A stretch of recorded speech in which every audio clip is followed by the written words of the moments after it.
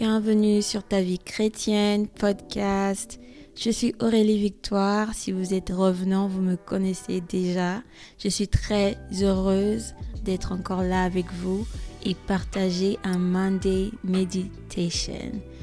Si vous êtes nouveau ici, donc je vous dis bienvenue sur Ta vie chrétienne podcast. J'espère que vous allez prendre le temps de vous connecter, de vous abonner et de laisser un commentaire sur ce que nous allons discuter aujourd'hui. Je suis Aurélie Victoire, donc je suis votre hôte et Monday Meditation est un moment où nous partageons un passage biblique et nous essayons d'en tirer un message ensemble. L'idée derrière les Monday Meditation était pour aider ceux qui n'ont pas vraiment la capacité de lire la Bible comme il le faut ou comme ils le voudraient par contre de temps. Donc, j'avais eu cette initiative pour pouvoir lire des passages bibliques et en donner mes pensées, ce que j'en pense, et toujours avec l'idée de recevoir vos retours aussi, de ce que vous en pensez, pour avoir des discussions si possible. Ok, donc Monday Meditation était supposé être chaque lundi de chaque semaine. Par contre, je me rends compte par rapport à mon emploi du temps, cela ne s'arrange pas, cela ne marche pas assez bien. Donc, je vais m'excuser et vous dire que nous allons faire Monday Meditation chaque premier lundi du mois et chaque dernier lundi du mois pour conclure. Ok, d'accord. Merci encore d'être là sur Ta vie chrétienne podcast. J'espère que vous allez trouver ce passage inspirant comme je l'ai trouvé moi-même. Ok, donc nous allons continuer notre lecture du livre d'Esther. La dernière fois, comme je l'ai dit, nous avons lu le chapitre 1 et j'espère que vous l'avez lu vous-même dans vos propres temps. Et aujourd'hui, nous allons continuer au chapitre 2 et en parler. Après avoir lu le chapitre 2 d'Esther, il y a deux thèmes qui ressortaient de ce passage.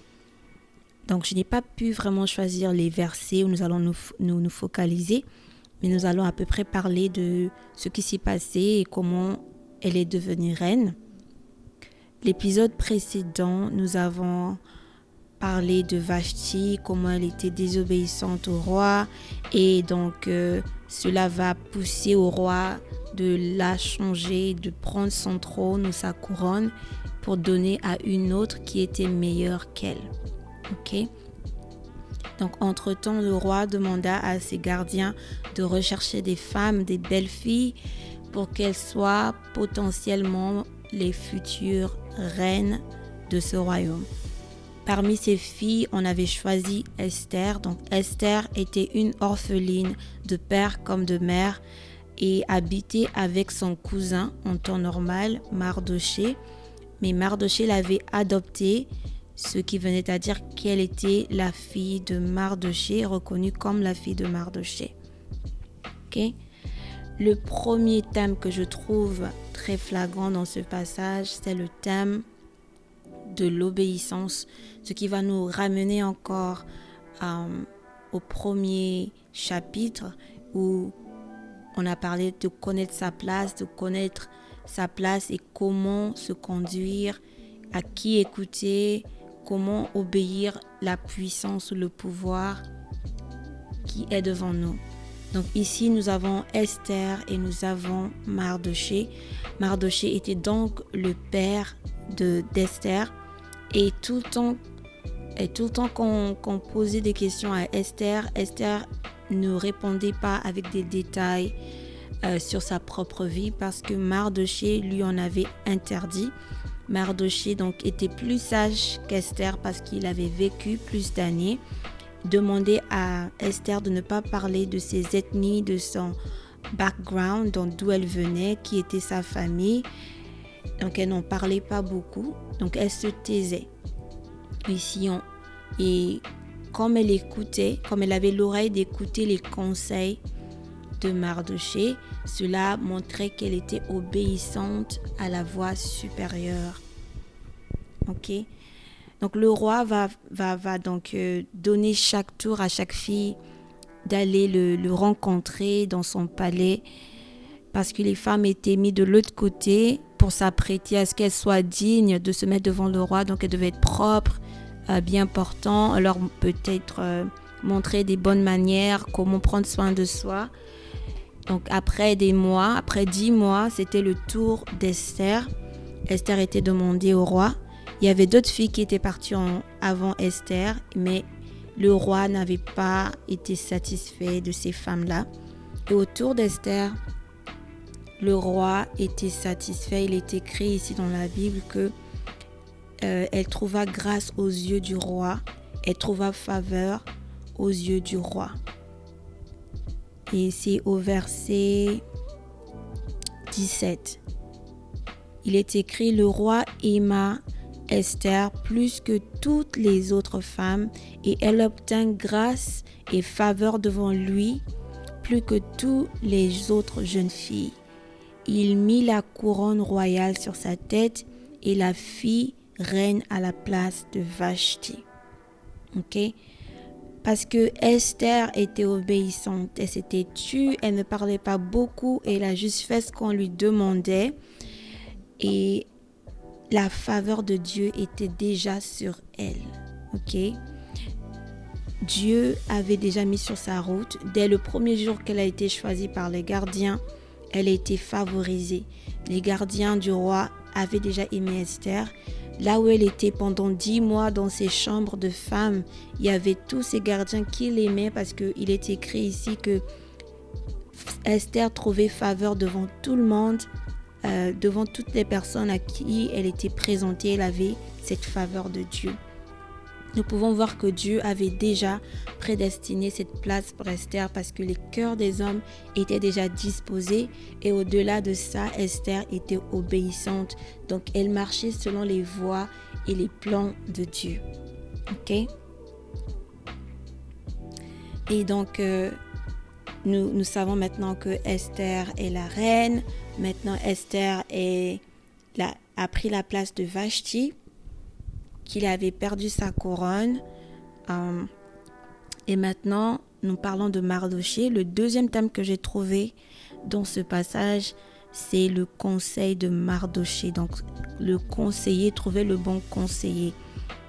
Esther, on ne parle pas beaucoup de son caractère sur ce passage, mais on peut savoir qu'elle est une fille obéissante et donc que Mardoché l'avait bien élevée, qui était un bon conseiller. Et ce que moi je vais vous rappeler aujourd'hui, c'est de savoir écouter les bons conseils. Savoir écouter les bons conseils. Je me dis aussi, si Vashti était une fille qui écoutait et aussi avait un si bon conseiller comme Mardoché, elle aurait encore pu avoir sa couronne. Donc, il est important d'être obéissant, mais aussi savoir écouter le bon conseil de ces gens qui ont été là avant nous, ces gens que nous savons que nous pouvons faire confiance, ces gens qui nous ont élevés peut-être, ces gens qui nous ont montré la bonne voie toute notre vie. Il est très important d'ouvrir nos oreilles et ne pas penser à nos propres désirs d'abord, mais de faire aussi à ce que nous obéissons les conseils de grandes personnes. Donc ici, Mardoché est ce père pour Esther et tout le temps, Mardoché n'avait pas abandonné Esther. Dès le premier jour où elle a été choisie, Mardoché partait, revenait et il venait rendre visite à Esther tous les jours. Et à toute fois, il lui rappelait de ne pas parler de son passé, de ne pas parler d'où elle venait, qu'elle était juive et qui était sa famille. Ok? Pendant que Mardoché venait tout le temps voir Esther et lui conseiller, il eut aussi à écouter qu'il y avait des gens qui étaient en train de comploter quelque chose de mal au roi. Ok? Donc, il y a aussi Mardoché qui est le bon conseiller et par ses bonnes intentions, il va pouvoir sauver la vie du roi. Donc, il va écouter, il y avait des gardiens à côté qui parlaient de détourner le roi. Et donc, Mardoché trouva cette opportunité de reporter ces paroles au roi pour que le roi ne puisse pas subir ce qui était comploté contre lui. Ok? Donc nous avons Mardochée, le bon conseiller. Parmi vous qui m'écoutez, vous êtes peut-être des parents, vous êtes peut-être des sœurs, vous êtes des grandes sœurs, des amis à qui on peut faire confiance. Donc vous êtes des bons conseillers peut-être. Mais j'aimerais vous dire aussi, quand vous conseillez les uns les autres, ayez des bonnes intentions. Soyez comme Mardochée qui n'abandonnez pas Esther. Parce que vous voyez, il y a beaucoup de femmes ou beaucoup de parents parfois quand leurs enfants se marient, quand leurs enfants quittent la maison, quand les enfants décident de prendre une autre voie, ou bien comme Esther, elles sont choisies pour quelque chose. Les parents vont souvent se mettre à la place des enfants et refléter leurs désirs au travers des enfants, au lieu de penser au bien-être de l'avenir de leurs enfants et aussi peut-être leur propre avenir, mais toujours avoir des bonnes intentions quand nous sommes des conseillers. Ok? Quand vous conseillez vos bien-aimés, vos amis, sachez d'abord les conseiller selon le cœur de Dieu et non selon votre expérience ou vos désirs. Je pense ici que le bon cœur de Mardochée, d'abord, il avait élevé Esther qui était une orpheline de père et de mère. Ça montrait déjà dans son caractère que c'était une bonne personne. Et après que Esther a été élue reine, il revenait tout le temps près du palais pour savoir que Esther allait bien. Donc il était très bienveillant. Et au-delà de ça, il ne se fatiguait pas de lui rappeler de se taire, de ne pas parler de sa vie, Et j'aime ça de Mardochée. Et je veux dire, pour un bon conseiller, avoir des gens qui écoutent, c'est très bien parce que ça avait sauvé la vie d'Esther, ça avait sauvé cette histoire d'Esther parce que dans ce peuple où ils étaient, les Juifs n'étaient pas des gens haut placés dans la société. Ils étaient plus des esclaves, des gens qui travaillaient, vous voyez, des gens qui passaient leur vie à travailler très dur. Les gens ne les aimaient pas. Donc, ce n'était pas un avantage comme aujourd'hui d'être juif. C'était difficile. Et Mardochée, dans sa sagesse, avait le bon conseil pour Esther. Et parce qu'il avait si bon cœur, pour moi en tout cas, dans ce passage, parce qu'il avait si bon cœur, il y avait cette opportunité qui s'est présentée à lui. Et aussi, ça montre aussi qu'il avait bon cœur parce qu'il avait rapporté, il a entendu que le roi était en danger. Il n'a pas dit je vais me taire ou je vais faire comme si je n'ai pas entendu, mais je vais rapporter cela pour ne pas qu'il arrive quelque chose de mal au roi. Et ces bonnes actions, c'est ça qui va écrire l'histoire d'Esther. Donc, ce qu'on va retenir de ce passage, c'est l'obéissance et le bon conseil. Que ce soit celui qui écoute le conseil ou celui qui donne le conseil. Il faudrait être disposé à avoir un bon cœur, des bonnes intentions et de toujours faire toutes choses selon la volonté de Dieu. Je crois que ce serait tout pour notre Monday Meditation aujourd'hui et je vous demande de lire le passage d'Esther de chapitre 2 et si vous trouvez d'autres choses, d'autres thèmes dans ce passage, n'hésitez pas de laisser en commentaire. Si vous écoutez sur Apple Podcasts, il y a un endroit où vous pouvez mettre your reviews, donc les revues, vous pouvez les écrire. Ou vous pouvez être sur Spotify et laisser un comment, laisser un commentaire pour qu'on en discute.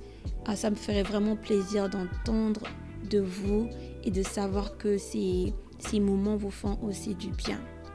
Avant que l'on termine, on va encore terminer avec la prière et demander à Dieu de continuer à nous révéler dans sa parole ce qu'il y a de bien.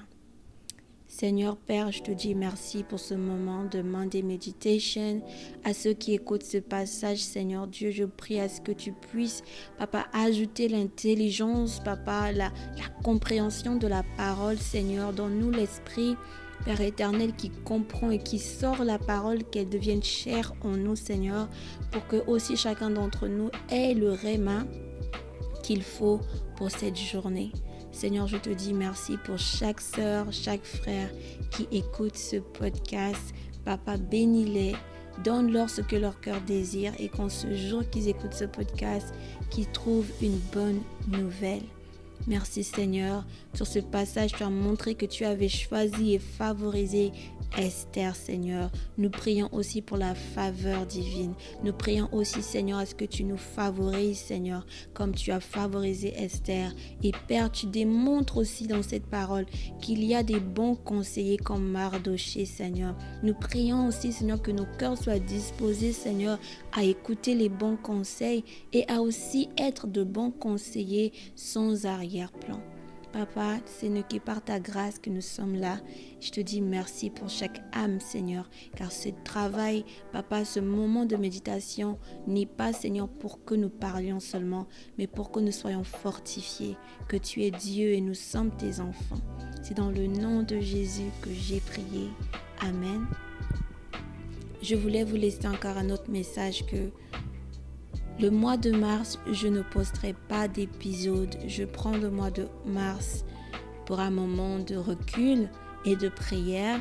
Donc, je vous demande de me garder en prière. Il y aura de nouvelles choses pour le mois d'avril. Par la grâce de Dieu, j'apporterai de nouvelles idées et nous allons parler d'autres thèmes, d'autres choses. Mais tout le mois de mars, je vous laisse à réécouter les épisodes précédents et à laisser des commentaires, des messages. Comme je le dis, je suis sur Instagram, je suis sur YouTube, je suis sur TikTok. Vous pouvez me retrouver là sur Ta Vie Chrétienne Podcast ou tout simplement Aurélie Victoire. Vous pouvez me retrouver dessus et vous pourrez me contacter si nécessaire et laisser vos commentaires. Partagez avec vos bien-aimés, partagez avec vos familles. Je vous dis merci encore pour votre attention et le temps que vous prenez d'écouter chaque épisode. Que Dieu vous bénisse et jusqu'à ce que Dieu nous retrouve encore ensemble, je vous dis à très bientôt. Bye bye.